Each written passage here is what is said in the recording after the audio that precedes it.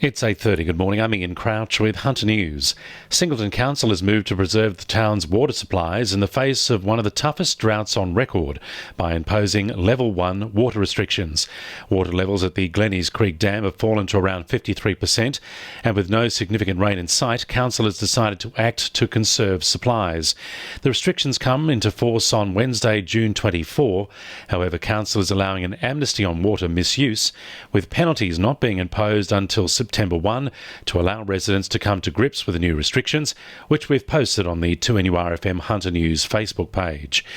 The Hunter is waiting to find out which of the Coalition's election promises will be prioritised in today's state budget. The Berejiklian government promised funding to a string of infrastructure projects, including the John Hunter Hospital upgrade, an indoor sports stadium at Hillsborough, and the long-awaited duplication of Nelson Bay Road.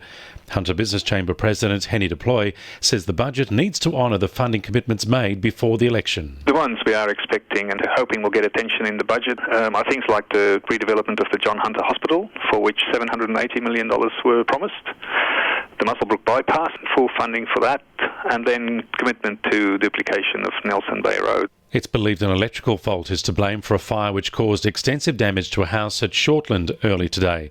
Fire crews were called to the single-level home on Aden Street at about midnight to find the single-storey house well alight. It's taken about 90 minutes to extinguish the blaze. One person was taken to hospital with smoke inhalation. Police say the fire appears to have started in the kitchen or dining room. Former Anglican Dean of Newcastle, Graham Lawrence, has pleaded not guilty to sexual assault in Newcastle District Court. The 76-year-old has been charged with one count of sexual assault and one count of indecency relating to an alleged incident with a 15-year-old boy in 1991. Defence barrister Paul Winch told the court his client is pleading not guilty to the charges, saying there was no sexual contact at all between the two and no particular relationship between them at that particular time. The National Broadband Network is urging Hunter residents to be wary of callers pretending to be from the NBN and asking for personal information. The corporation is a wholesaler, meaning it won't sell directly to customers. Head of NBN Local Ryan Williams says they've seen a jump in the number of people calling them, concerned they've been targeted. We've seen about an 84% rise in those queries. So again, reminding people that we do not make unsolicited phone calls asking people to connect to the NBN. Police have commandeered a boat to locate a man wanted for breaking into a house at Toronto. Two residents arrived home at their Anzac Parade home yesterday afternoon to find a man ransacking the house. He ran off, dropping allegedly stolen items as he fled. A police dog tracked him to a nearby creek. He was found hiding in mangroves and will face court today.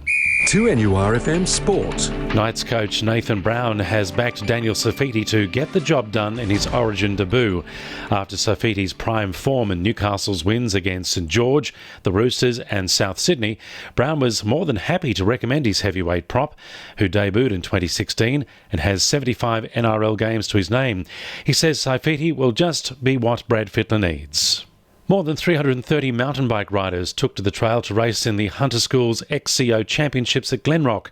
Students from government, Catholic and independent schools competed in the championships, which also doubled as a national series event and attracted riders from interstate. Merriweather Heights Public School featured twice on the primary age stage, with the school's riders having local advantage, with their fellow peers cheering them on. And Australian trampolinist Ty Swadling has made a presentation to a group of young surf lifesavers from the Hunter Academy of Sport about sacrifices, communication and the qualities it takes to be a leader in their chosen sport. Swadling has just returned from the Nationals, where he won 4 gold medals, a fitting example of determination, hard work to pass on to the next wave of aspiring athletes.